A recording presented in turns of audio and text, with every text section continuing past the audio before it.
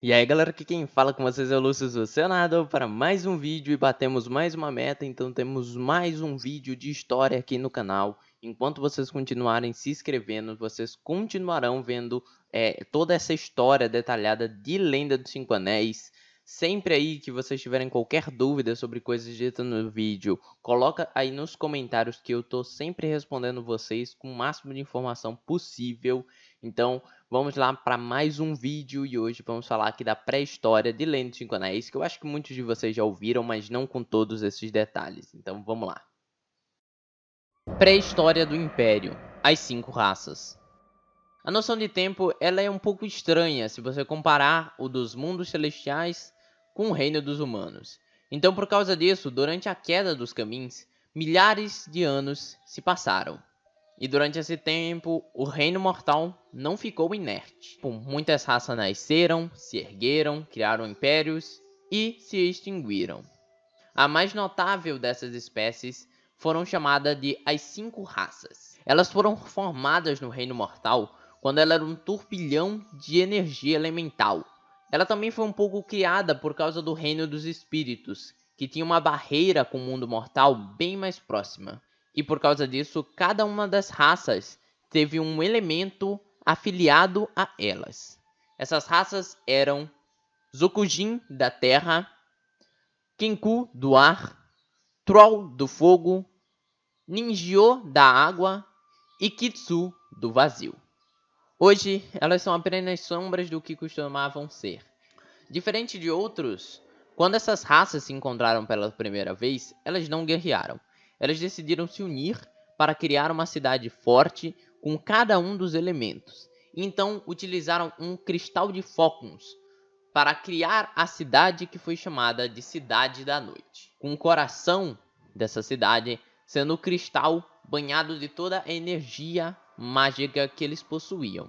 Nessa época, o Jigoku era muito mais livre, e vendo a estabilidade que o Nintendo tinha, ele ficou com fome de consumir e destruir tudo.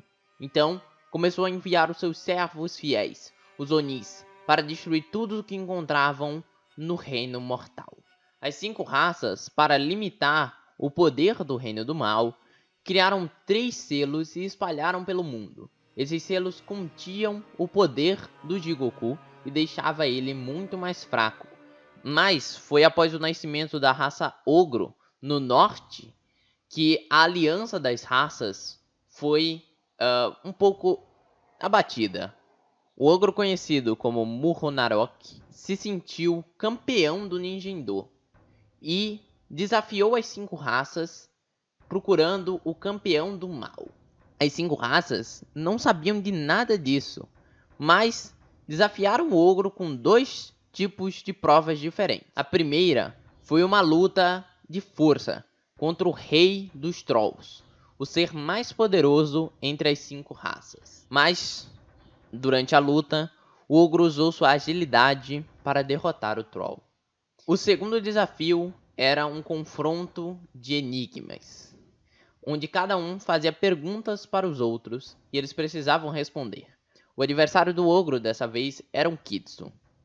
O Kitsu então fez a sua primeira pergunta para o ogro e ele o respondeu.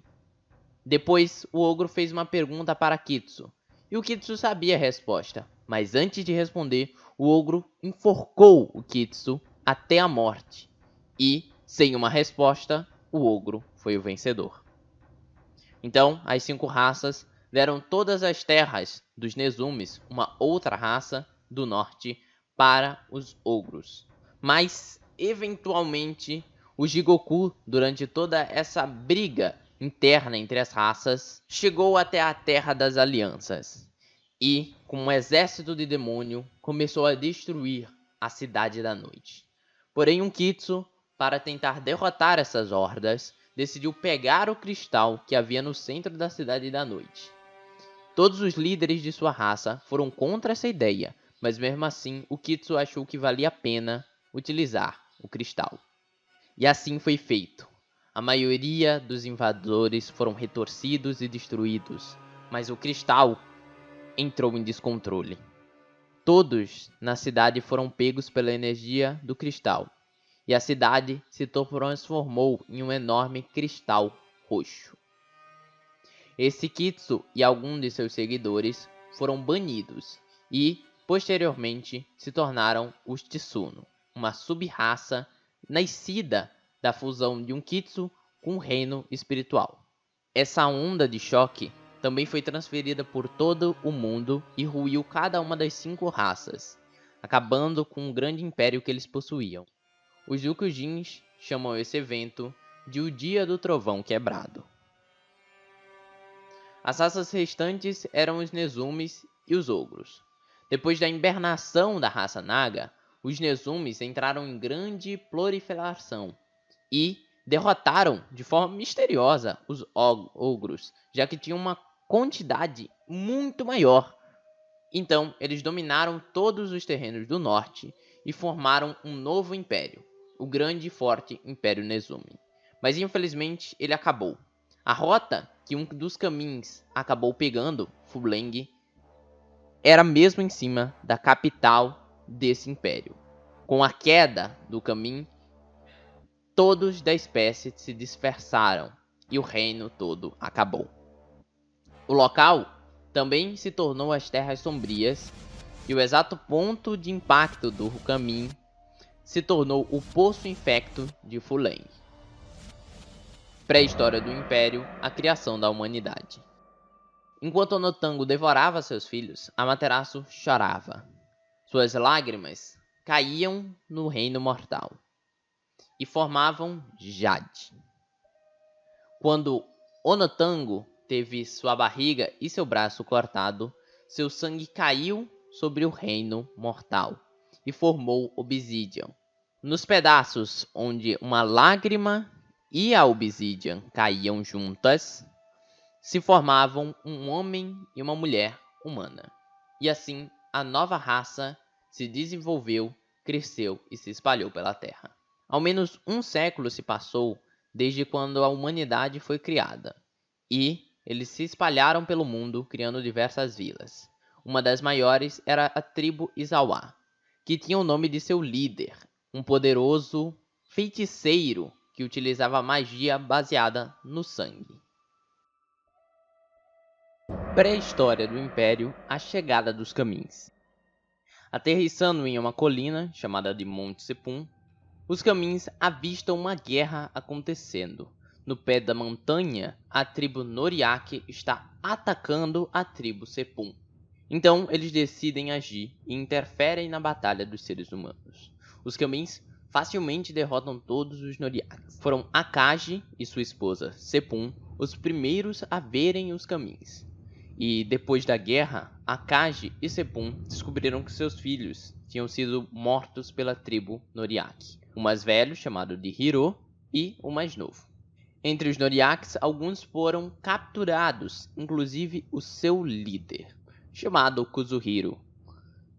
Hantei ofereceu a eles que se unissem aos Kamins e às vilas, e as vidas deles seriam poupadas. Então, ele foi respondido pelo líder: qualquer coisa, apenas poupe minha vida. Porém, ele foi atingido e morto pelo seu filho, Mutsuhito. Ele estava escondido depois de ter se soltado, e logo após matar seu pai, ele foge com alguns remanescentes da tribo Noriaki. Depois, Mutsuhito, Kano, Koseki, Kitaro, Terauchi e outros membros da tribo fogem para as Terras Sombrias, buscando algo capaz de matar os Kamins. Kano, um grande amigo de Mutsuhito, é atingido por um ogro, e Mutsuhito é obrigado a deixar seu velho amigo para trás, que morre tempos depois. Suseki foi outro que morreu nas Terras Sombrias, mas por outra questão. Ele disse: estamos em perigo, meu chefe. Não há nada aqui para nos ajudar contra os Kami. Devemos escapar antes que todos morram. Mutsuhito então questionou aos seus homens se todos se sentiam igual a Suseki, e nenhum respondeu. Por causa disso, então, Mutsuhito mata Suseki e continua o seu caminho. Já na Vila Sepum, os filhos do Sol e da Lua decidem que vão andar e vagar pelo mundo para entender mais sobre os seres humanos e o que vão fazer com eles. Por fim, eles também fazem um pacto entre eles. Eles não falarão sobre Fuleng e Ryosho, que estavam mortos, erroneamente sobre Fuleng. Isso por respeito a eles. Pré-história do Império, a chegada de Fuleng. Muitos se perguntam o porquê Fuleng foi pego pelo Jigoku. E aí a resposta: o Nada novamente. Por causa de sua discórdia com Fuleng, o Nada inclinou o Jigoku a odiar ainda mais os Kamins, de preferência Fuleng. Então, durante sua queda, o Reino do Mal, curioso de por que o Nada havia falado para ele essas coisas, decidiu capturar Fuleng para poder o analisar de perto. O poder sombrio então escravizou Fuleng, usou de todo o seu poder para quebrar ele mentalmente, mas ele conseguiu resistir e dominou esse poder. Ele, por ter atravessado direto e não ter ido até o mundo mortal, ele ainda era um deus e ainda tinha o poder para ganhar do Jigoku. Então, ele se fundiu os dois poderes. Ele era o deus dos paraísos celestiais e ele era o deus do Jigoku. Após essa dominação desse poder, os Bakemonos e os Trolls, duas raças do mundo que foram quase que subjugadas pelos Nezumis, depois da capital deles ter sido totalmente destruído, se viram numa nova oportunidade de dominar aquelas terras ao norte de Rokugan. Então, eles ofereceram sua força ao Lorde das Trevas. Os Trolls receberam o poder do mar.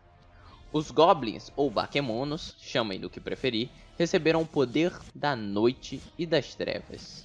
Os Ogros foi uma outra raça que estava por ali, porém ela se recusou a apoiar Fuleng e por causa disso sua raça foi escravizada e a sua gloriosa mente que existia antes foi totalmente destruída, se tornando mais próximos a animais do que uma grande raça como já foram no passado.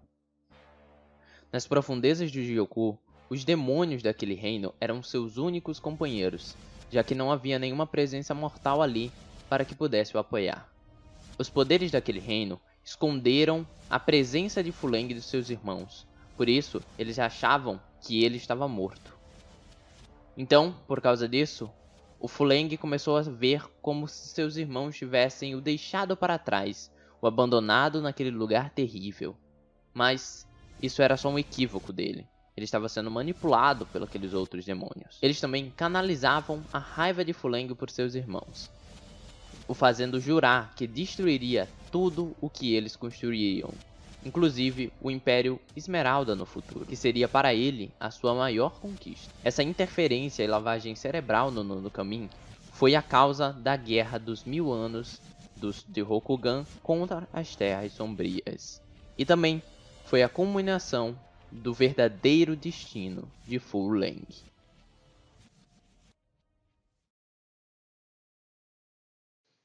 Bom, e aí, gostaram do vídeo? Então, se gostaram do vídeo, dá um like, tá? E se inscreve no canal, recomenda para os seus amigos, porque esses vídeos só saem se a gente começar a bater as metas, e as metas estão todas lá na aba comunidade do canal, tá? Então, vocês têm que se inscrever para poder bater a meta, para poder eu fabricar mais vídeos, né? Eu já tenho vários guardados aí e vou lançando conforme vocês forem atingindo essas metas. Aí na descrição do vídeo nós temos 3 links também que é bem importante para vocês. O primeiro link é um link que vai até um vídeo que eu fiz sobre o RPG que eu estou produzindo, ok? E é muito legal para quem gosta de Lendas Canais, vai gostar do meu RPG também, principalmente por causa da história.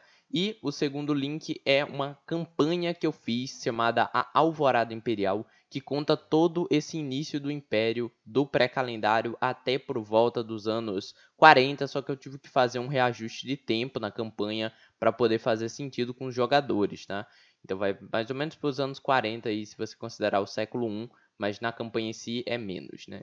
E o último link é para você que gosta de Lendas em Anéis e quer ver músicas sobre Lendas em Anéis ou faz uma campanha e quer utilizar algumas músicas temáticas nas suas campanhas, nas suas mesas do YouTube ou que não vão pro YouTube, né? Confere o terceiro link aí que eu fiz várias músicas de Lendas e Canais temáticas, então vocês podem ver aí, nós temos Ascensão de Daigotsu, nós temos Ódio, nós temos várias aí muito legais. Então é isso, aqui quem falou com vocês foi o Lúcio, o seu narrador, e fui.